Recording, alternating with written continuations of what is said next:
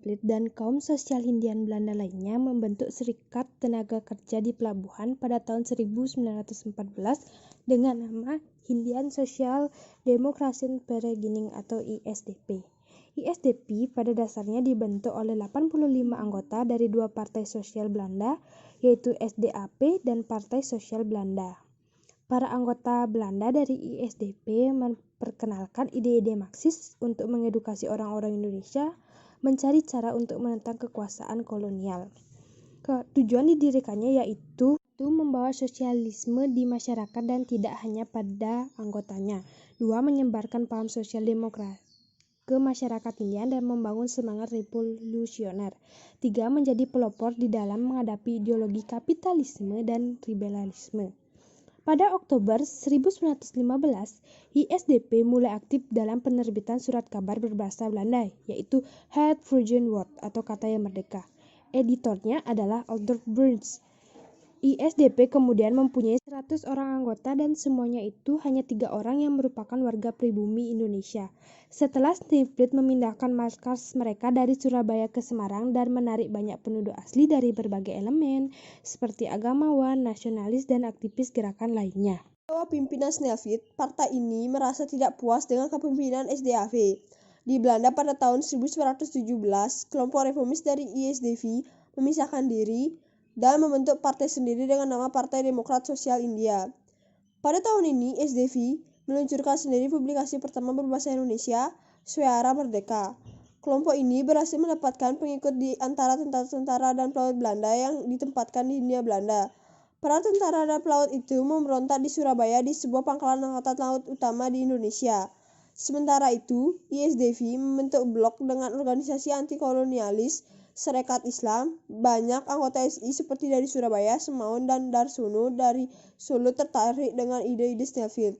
Sebagai hasil dari strategi Sneevliet akan blok dalam, banyak anggota SI dibujuk untuk mendirikan revolusionaris yang lebih dalam, Marxis didominasi Sarekat Rakyat. ISDV meluncurkan publikasi lain Suara Rakyat setelah kepergian Raksa kepada Kalder Belanda. Dalam kombinasi dengan pekerjaan di dalam Sarekat Islam, keanggotaan telah berpindah dari mayoritas Belanda ke mayoritas Indonesia. Pada Mei 1920, saat Kongres ISDP di Semarang, nama organisasi ini diubah menjadi Perserikatan Komunis di India (PKH). Semaun adalah ketua partai dan Darsono menjabat sebagai wakil ketua.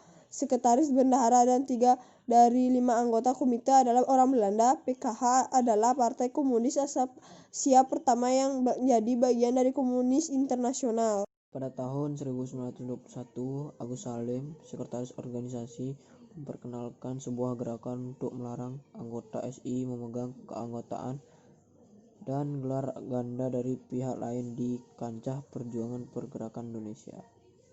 Keputusan tersebut tentu saja membuat para anggota komunis kecewa dan keluar dari partai, seperti oposisi dari Tan Malaka dan Semaun yang juga keluar dari gerakan karena kecewa, untuk kemudian mengubah taktik dalam perjuangan pergerakan Indonesia. Pada saat yang sama, pemerintah kolonial Belanda menyerukan tentang pembatasan kegiatan politik, dan Serikat Islam memutuskan untuk lebih fokus pada urusan agama, meninggalkan komunis sebagai satu-satunya organisasi nasionalis yang aktif. Pada Mei 1922, Semaun kembali setelah 7 bulan di Rusia dan mulai mengatur semua serikat buruh dalam satu organisasi. Pada tanggal 22 September dibentuk Serikat Organisasi Pekerja Seluruh Indonesia. Pada tahun 1924, nama partai ini sekali lagi diubah, kali ini adalah menjadi Partai Komunis Indonesia (PKI). Pada Mei 1925, Komite Eksek dari Komintern dalam rapat pleno memerintahkan komunis di Indonesia untuk membentuk sebuah front anti-imperialis bersatu dengan organisasi nasionalis non-komunis. Tetapi unsur-unsur ekstremis didominasi oleh Alimin dan Musso menyerukan revolusi untuk menggulingkan pemerintahan kolonial Belanda.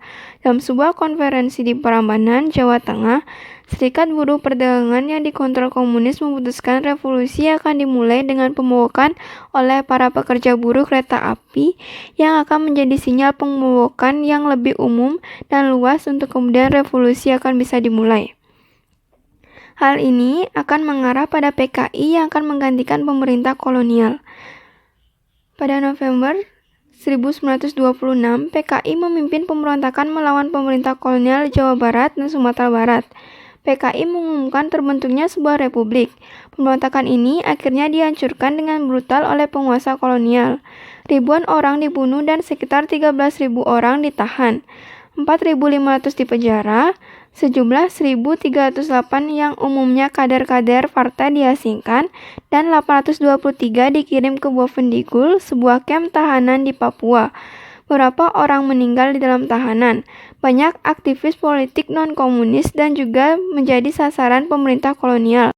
Looks like a winter bear. You sleep so happily. I wish you good night.